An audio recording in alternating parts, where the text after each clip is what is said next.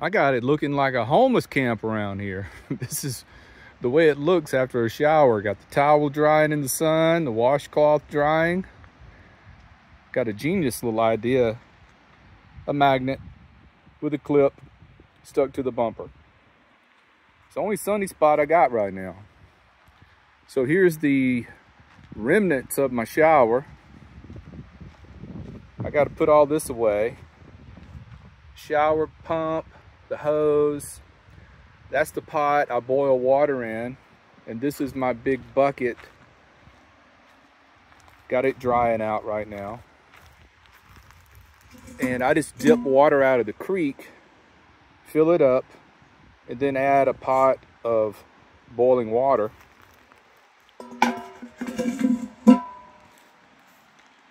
And I need to roll up the door here so this can air out. But I hang up the shower pump right on that hook up there. Oh, and I need to open the top up so it'll air out. Anyway, topic of today's video. Maddie, don't you ever get scared out there? Getting lonely out there? I've had a lot of comments about that. Let's walk to the creek and we'll talk about it. No, if I was scared, I wouldn't be here. I mean, there's a few times some stuff has happened in the night, you know, and I'm just like, what's about to go down? I've only had a few times where I actually had to pack up and leave.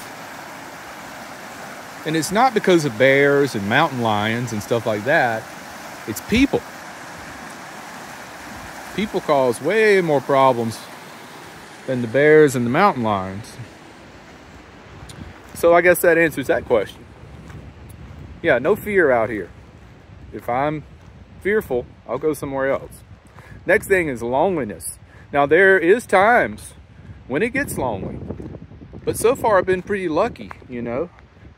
I've had visitors come in, had Yellow Wolf camp with me for a while, had Bree come camp with me, just met with Bud the other day,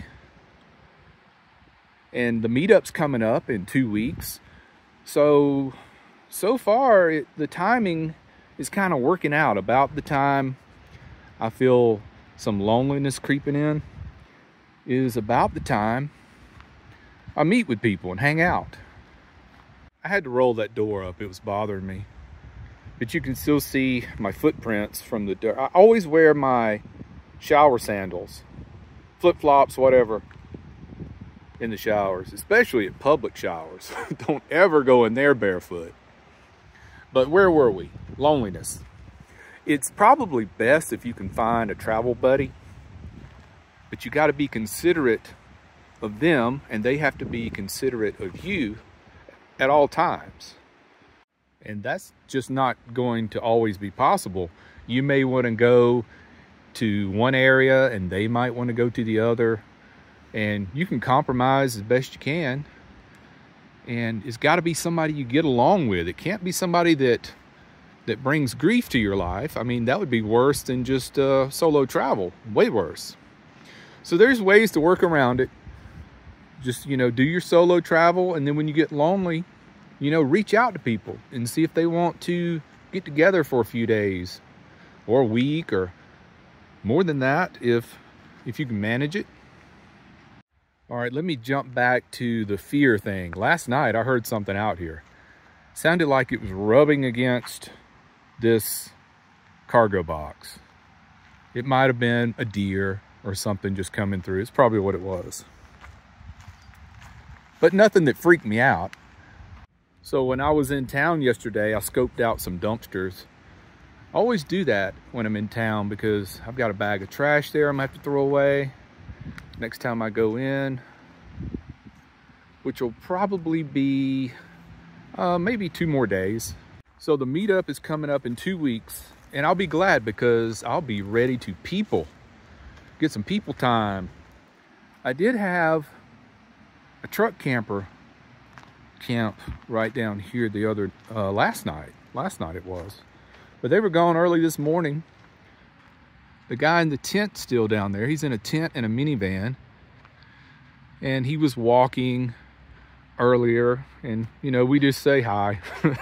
How are you doing, that kind of thing. And I saw a big Sprinter van come down here 2 days ago, and they have not come back yet. So my plan today is to walk this road and see just how far it goes.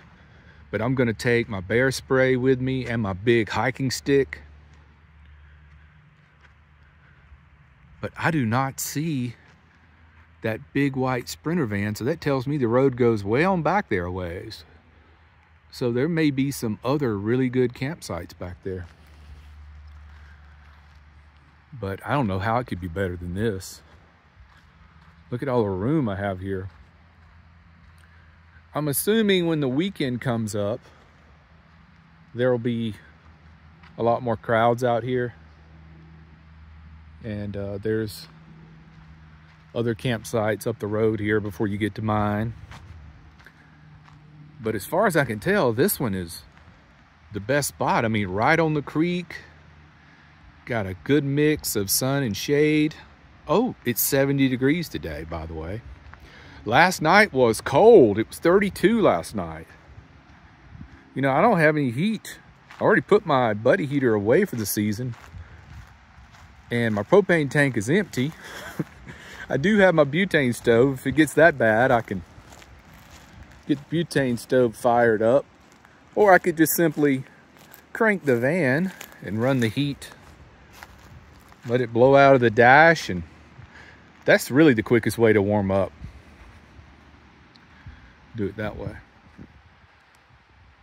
But loneliness and being scared, it's something you really need to consider before you start this way of life, lifestyle they call it. You got to be okay with that. If that's going to be a big problem, then just don't do it.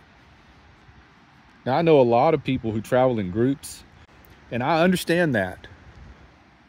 They want that safety that they feel in a group. Totally understandable. Most of the guys that I know, they kind of do it like I do.